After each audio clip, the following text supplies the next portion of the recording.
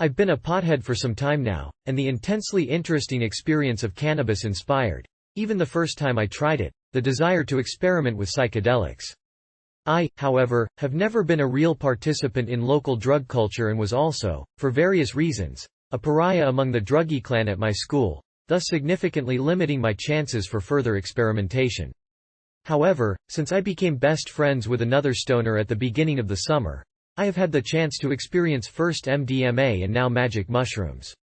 Me and my friend, I'll just call him OS for other stoner, had been trying to get a hold of some shrooms for quite some time, and eventually lucked out when a friend of his mom gave us a half-ounce, mostly stems, for free. I had been told that a half of an eighth of shrooms would be sufficient, but the hookup in question advised us definitely to eat a quad, 1/4 of an ounce each. We arrived at the designated tripping location, his parents' ad studio, a massive old-school industrial building. I brought with me my usual drug essentials, such as my CD collection, a laptop chock full of techno MP3s, some bud, and of course some cigarettes. We tried several methods to down the foul-tasting fungus, and eventually settled on cooking burgers and covering them with shrooms and ketchup. This went down perfectly for me, although OS was almost on the verge of vomiting. We set aside a small bathroom as a hot box room where we could smoke weed in a very confined room so as to intensify the high, and went in there with all of our supplies. Neither of us knew shit about shrooms, so we waited, alone, for some effects to started. Both of us previously had experimented with MDMA, and about 30 minutes after we ingested the shrooms, we started to experience a lot of MDMA-like effects. Tactile sensation felt great, there was very mild hallucination, objects were bright, etc., and there was generally a very dreamy high. I was kind of disappointed until OS suddenly started shrieking, laughing, and pointing to objects on the wall. He told me how the walls were disappearing and how objects were floating around, and I knew finally that we had ingested real shrooms. Now I've always been someone for whom drugs take a while to work, and I had to take a shit, so I went off halfway across the building to perform this essential bodily function. Comically, my trip started mid-shit. I was staring at the bathroom door in front of me as it began to warp and fold, and then I looked at the light above me and it was like a glimpse down a tunnel into heaven, complete with flying radiating sparks. I was starting to shroom. Of course, this made finishing up my job much more complicated, and I started to receive panicked cell phone calls from OS, who was by that time tripping balls, telling me to get back to our home base in the hotbox room. He eventually walked over to the bathroom, and swung open the door. I had a momentary start and screamed, until I realized that this was indeed my friend. We went back to the hotbox and that's when we glimpsed chaos. As I said earlier, our goal had been to smoke bud in the bathroom. This proved to be impossible. Doing anything proved to be a formidable task. Everything was too trippy, all of my thoughts were going in approximately 20 directions, and it was impossible to focus on such simple concepts as bong hits. I would like to note that this was about an hour after taking the shrooms.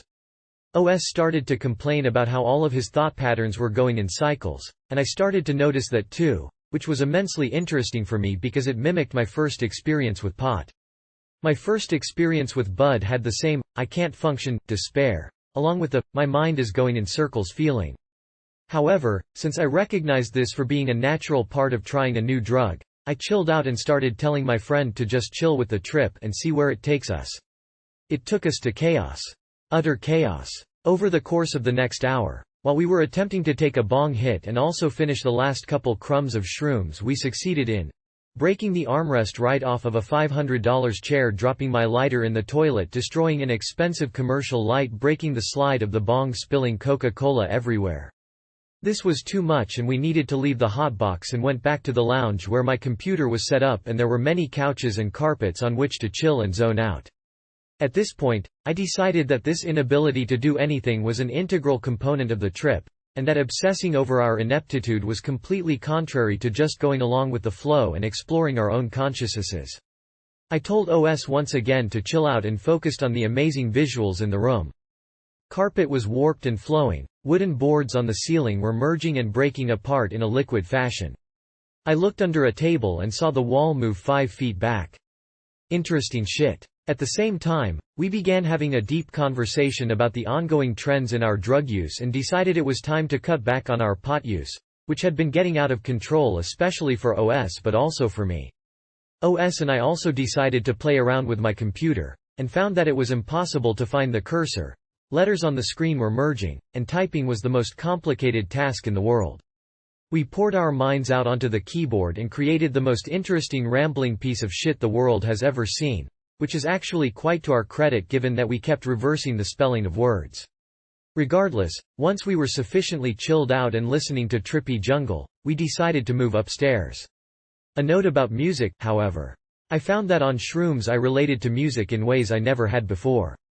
Pot often caused my perception of the world, especially of moving objects, to come into alignment with the rhythms of whatever I was listening to, but music on shrooms directed my thoughts as well. My ideas and conceptions, and sometimes my visuals, moved with the beat in an intensely interesting way. Upstairs, there were two, mostly unused, attic spaces, for the most part without lighting. These were massive lofts, a veritable sea of columns and dark floor, and proved to be the most interesting part of the trip. This evening was Halloween weekend, and the overwhelming theme was indeed, orange.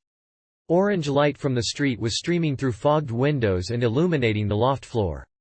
We put on some drum and bass and started moving throughout the sea of columns. Every single square enclosed by 4 columns seemed like a separate room and I felt like a video game character. I danced throughout the floor, liquiding, a rave dance wherein you move your hands in a liquid pattern, with lighted cigarettes sufficing for glowsticks. I enjoyed an awesome surge of positive, happy, energy and danced throughout the attic with a big smile on my face. Also, in the darker portions of the room, walking forward felt like the floor was warping down into an infinite abyss.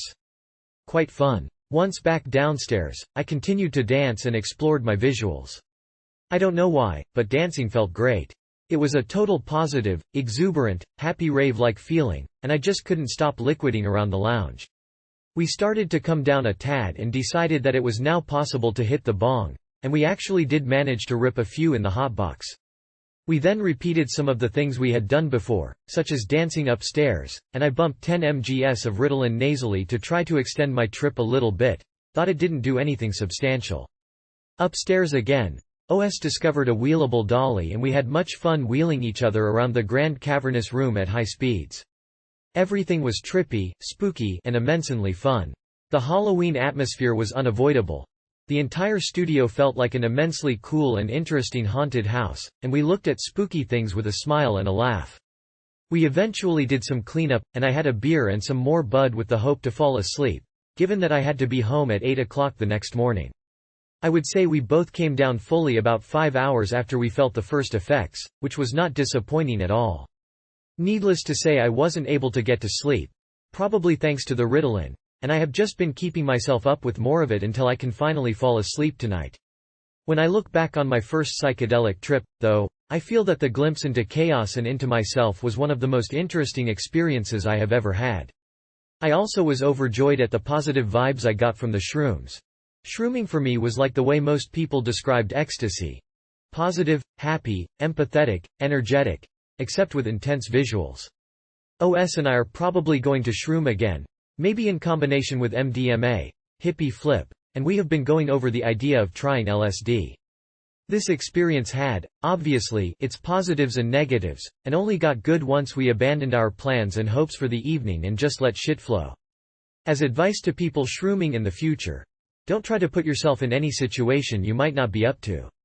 Don't plan on doing anything, don't try to hold to any predetermined schedule. Just have a satisfactory trip. Shrooms are chaos, not order, so don't try to defy the essence of psilocybin because you will just get unpleasant vibes. Now we have to focus on paying for the damage we did to various items at the studio, and we will probably never be able to use it as a trip venue again. Meh. Such is life.